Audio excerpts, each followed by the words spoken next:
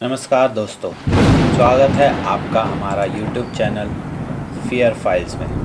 मेरा नाम विशाल है। जैसा कि हमने आपसे वादा किया था कि हर अगली कहानी आपके होश उड़ा देगी, उसी वादे को निभाते हुए आज हम फिर से लेकर आए हैं एक दिल दहला देने वाली, रोंगटे खड़े कर देने वाली और आपके होश उड़ाने वाली कहानी, कर्ण पिशाचनी की साधना। जी हाँ, कर्ण पिशाचनी की साधना। दोस्तों, अगर आप हमारे चैनल पर नए हैं तो चैनल को सब्सक्राइब करें और वीडियो को लाइक करना ना भूलें। आपका एक लाइक हमारे लिए बहुत ज़्यादा ज़रूरी और महत्वपूर्ण है। जैसा आपने हमारी पिछली कहानी काल सिद्ध की हवेली को प्यार दिया, वैसा ही आप इस कहानी को भी प्यार ज़रूर दीजिएगा अपने लाइक कमेंट करके। तो चलिए चलते हैं कहानी की ओर। ये कहानी है दिल्ली में रहने वाले एक लड़के की जिसका नाम है विवेक चौहान। विवेक एक सामान्य युवा था, मगर उसकी रुचियां असामान्य थीं। वह बचपन से ही अघोरी तांत्रिक विद्या और सिद्धियों के प्रति आकर्षित था। अन्य युवा जहां करियर और रिश्तों की बात करते, वहीं विवेक तंत्र साधना, काली सिद्धि, अघोरी मंत्र और गुप्त विद्याओं पर रिसर्च करता था। उसके कमरे की अलमारी में किताबें थीं, अघोर तंत्र रहस्य, भैरवी तंत्र, काल विज्ञान आदि आदि। वह यूट्यूब और डार्क वेब पर जाकर तांत्रिक वीडियो को देखता और रातों को मंत्र उच्चारण का अभ्यास करता था। मगर एक दिन उसे एक ऐसी साधना की जानकारी मिली जिससे उसकी जिंदगी पूरी तरह बदल गई। एक रात विवेक को एक गुप्त वेबसाइट से कर्ण पिशाचनी साधना के बारे में जानकारी मिली। यह एक अत्यंत दुर्लभ और खतरनाक तांत्रिक विधि थी जिसमें एक विशेष तांत्रिक आत्मा कर्ण पिशाचनी को बुलाया जाता है। इस आत्मा को बुलाकर यदि साधक उसे नियंत्रित कर ले तो वह अदृश्य शक्तियाँ प्राप्त कर सकता है, मानसिक और कामेंद्रिय सुख प्राप्त कर सकता है और अपने शत्रुओं को भी नष्ट कर सकता है। परंतु चेतावनी थी, अगर साधक चित्त कमजोर हुआ तो पिशाचनी उसे अपना दास बना लेती है। विवेक को लगा, मैं कर सकता हूँ, मैं डरता नहीं, ये सिर्फ आत्मा है और मैं मानव हूँ। साधना की शुरुआत हुई। पूर्णिमा की रात थी। विवेक ने अपने कमरे में काले वस्त्र पहनकर काले धागों और भस्म से यंत्र बनाया। उसने दीपक जलाया, लाल तेल डाला और कर्ण पिशाचनी मंत्र का जाप शुरू कर दिया। ओम क्लीं कर्ण पिशाचने नमः स्वाहा आगच्छ स्वाहा।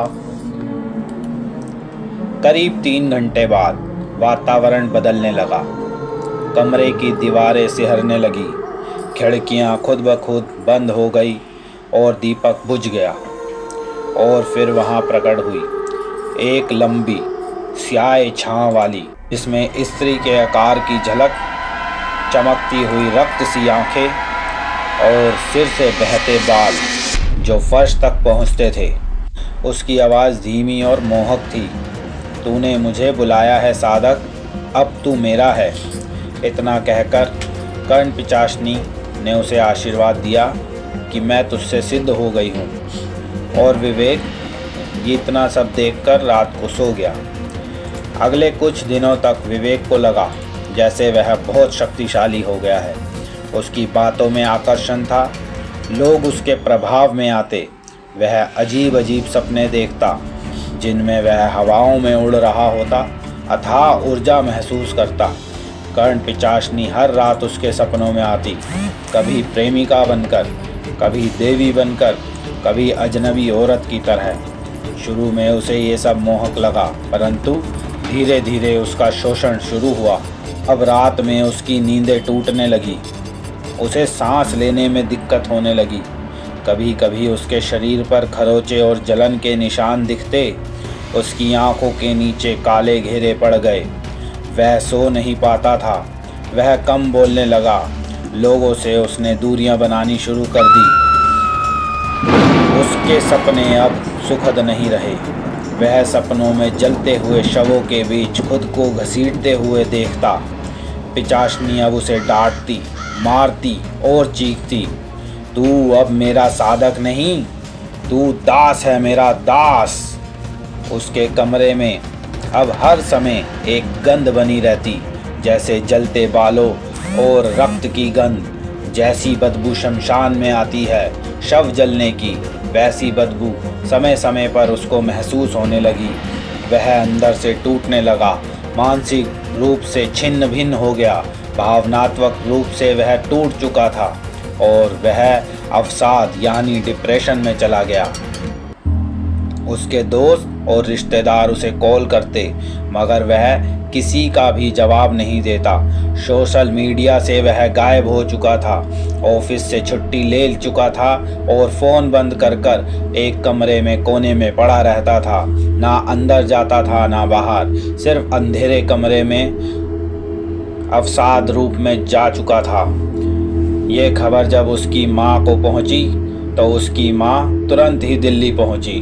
उसकी माँ ने उसका दरवाज़ा खटखटाया, उसने खोला तक नहीं। जब दरवाज़ा जबरन खोला गया तो देखा कमरे में अंधेरा, दीपक, राख और हड्डियां ज़मीन पर बिखरी थी और विवेक एक कोने में सिमटा फटे कपड़ों में बड़बड़ाते हुए बैठा था। वो आएगी, वो मेरा खून पिएगी, मैं उससे मुक्त नहीं हो सकता, मैं मर जाऊंगा, मैं मर जाऊंगा, बचाओ। ये हालत देख उसकी माँ घबरा गई।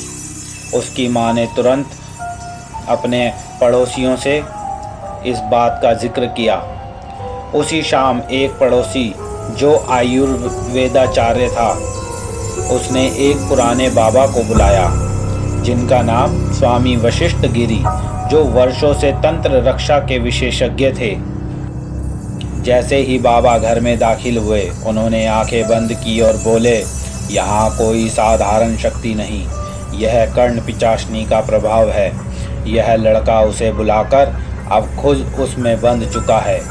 अगर जल्दी कुछ नहीं किया गया तो यह शारीरिक रूप से भी नष्ट हो जाएगा। स्वामी वशिष्ठ गिरी जी ने उसी कमरे में पिचाशनी शमन यज्ञ की व्यवस्था की।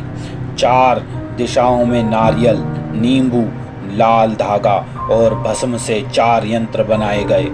यज्ञ शुरू होते ही पूरे घर में कंपन शुरू हो गया, दीवारें थरथराने लगी, लाइट खुद ब खुद बंद हो गई और फिर एक बार भयानक चीख के साथ वो प्रकट हुई। अब वो पहले से भी अधिक भयंकर थी। पूरा काला शरीर, चेहरा झुलसा हुआ, हाथों में इंसानी हड्डियां। वो चीखी, ये मेरा साधक है, तुम इसे मुझसे नहीं छीन सकते।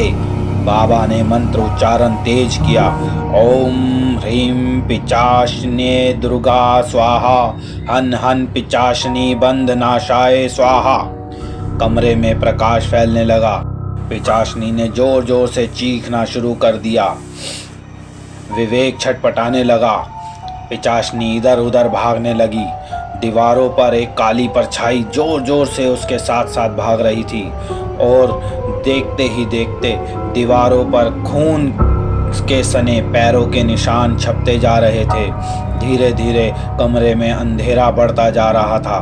धुएं के साथ साथ फिर थोड़ी देर बाद एक भयंकर रोशनी हुई और जैसे मानो कहीं विस्फोट हुआ हो, इस तरीके से एक प्रकाश प्रकाशित हुआ। अत्ते बाबा ने तांबे की कटोरी में घोंघरेट डालकर उसमें शुद्ध कपूर जलाया और कहा, हे देवी दुर्गा, इस पिचाशनी को उसके लोक में भेजो और इस युवक को मुक्त करो माँ, मुक्त करो। एक तीव्र प्रकाश के साथ पिचाशनी की चीख सुनाई दी और फिर वह एक धुएं में बदलकर कमरे की छत में ही समा गई। विवेक की आंखें बंद हो गई और वह बेहोश हो गया। जब वह कुछ घंटों बाद उठा तो उसने जो सबसे पहली चीज़ महसूस की वो थी शांति। जैसे उसके अंदर जो शोर था वो ख़त्म हो चुका था। वह फूट फूट कर रोया और बोला, मैं वापस जीना चाहता हूँ, मैं उस रास्ते पर नहीं जाना चाहता। स्वामी वशिष्ठ गिरी जी ने विवेक को तंत्र रक्षा कवच, रुद्राक्ष और गायत्री मंत्र साधना का निर्देश दिया और उसे बताया, शक्ति का अभ्यास करो मगर मर्यादा में रहो।